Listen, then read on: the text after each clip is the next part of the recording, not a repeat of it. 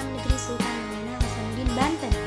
Nah, pada kesempatan kali ini saya akan memenuhi tugas ujian akhir semester pada mata kuliah pengembangan kurikulum FI atau SD dengan mempresentasikan materi kelompok tentang filosofis pendidikan nasional.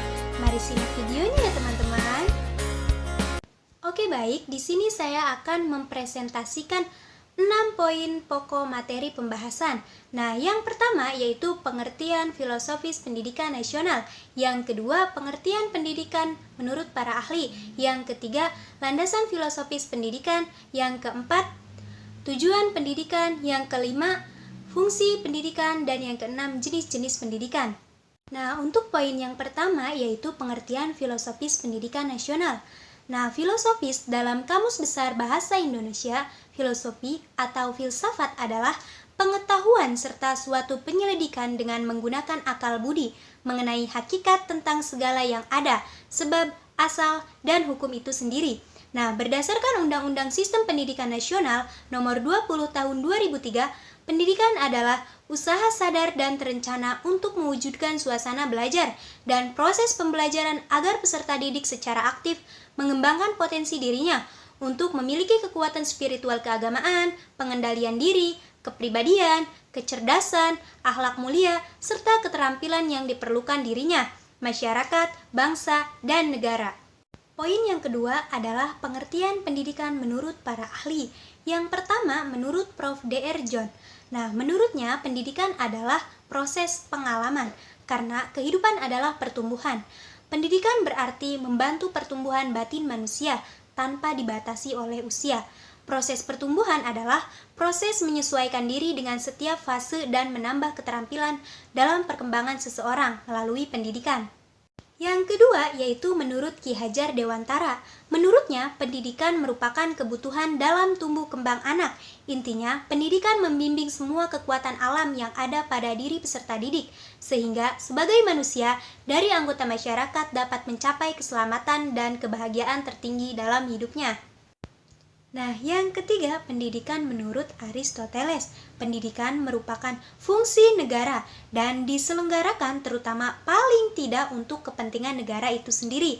Negara adalah institusi sosial tertinggi yang mengamankan tujuan tertinggi atau kebahagiaan manusia.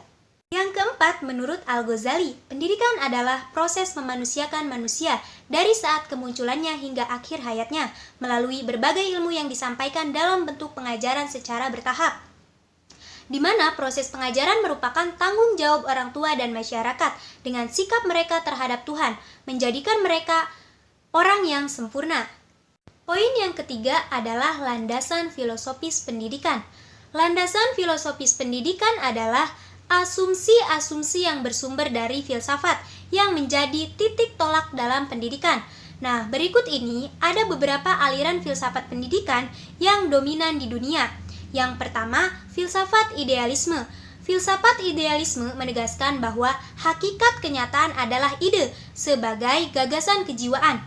Apa yang dianggap kebenaran realitas hanyalah bayangan atau refleksi dari ide sebagai kebenaran berfilsafat, spiritual, atau mental. Yang kedua, filsafat pendidikan esensialisme. Nah, filsafat ini bertitik tolak dari kebenaran yang telah terbukti berabad-abad lamanya. Kebenaran seperti itulah yang esensial, yang lain hanya suatu kebenaran secara kebetulan saja. Yang ketiga, pragmatisme. Nah, pragmatisme merupakan aliran filsafat yang mengemukakan bahwa segala sesuatu harus dinilai dari segi kegunaan praktis. Dengan kata lain, paham ini menyatakan yang berfaedah itu harus benar.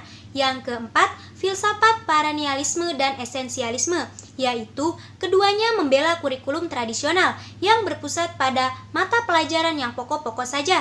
Yang kelima, filsafat rekonstruksionalisme, yaitu suatu kelanjutan yang logis dari cara berpikir progresif dalam pendidikan. Individu tidak hanya belajar tentang pengalaman kemasyarakatan masa kini di sekolah, tetapi harus mempelopori masyarakat ke arah masyarakat baru yang diinginkan. Nah, poin selanjutnya adalah tujuan dari pendidikan. Salah satu tujuan utama dari pendidikan adalah mengembangkan potensi dan mencerdaskan individu dengan lebih baik. Dengan tujuan ini diharapkan mereka yang memiliki pendidikan dengan baik dapat memiliki kreativitas, pengetahuan, kepribadian, mandiri, dan menjadi pribadi yang lebih bertanggung jawab, sesuai yang sudah diatur oleh Undang-Undang Republik Indonesia seperti Undang-Undang Nomor 2 Tahun 1985.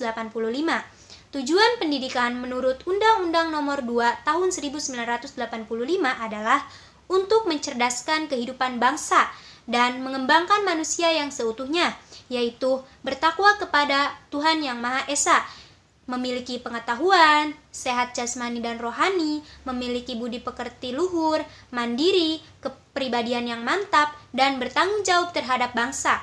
Poin selanjutnya adalah fungsi dari pendidikan.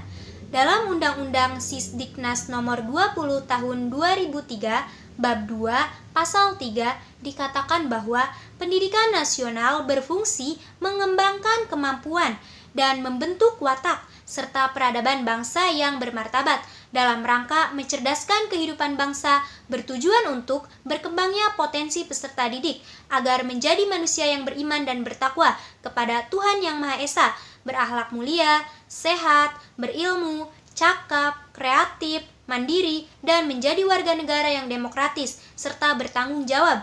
Nah, fungsi dan tugas pendidikan sebagai alat untuk mengembangkan kepribadian, memanusiakan manusia, mengembangkan berbagai potensi kemanusiaan, mengembangkan berbagai keterampilan hidup, mempersiapkan anak untuk dapat melaksanakan tugas hidup, dan memenuhi berbagai kebutuhan hidupnya sendiri, mengantarkan anak pada kehidupan yang lebih baik.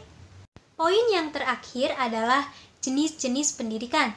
Nah, jenis-jenis pendidikan itu ada 3. Yang pertama, pendidikan formal, yang kedua, pendidikan non-formal, dan yang ketiga, pendidikan informal. Nah, yang pertama, pendidikan formal.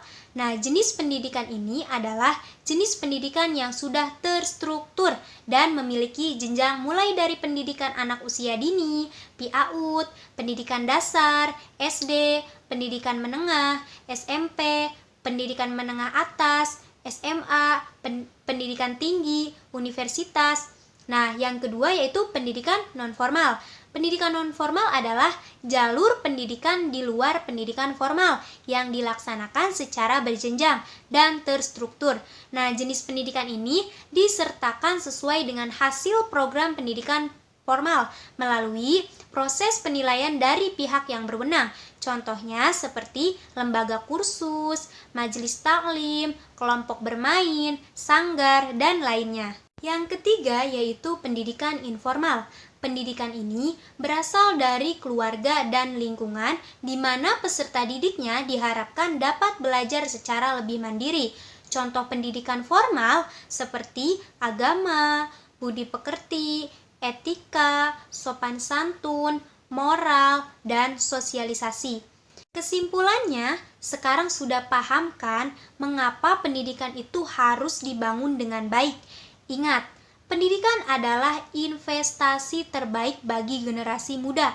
Dengan pendidikan yang baik, mereka generasi muda juga dapat memberikan kontribusi lebih untuk bangsa dan negara. Namun, tidak hanya untuk generasi muda, pendidikan juga penting untuk semua generasi. Karena itu, pendidikan adalah pondasi terbaik yang harus dimiliki oleh semua orang. Nah, mungkin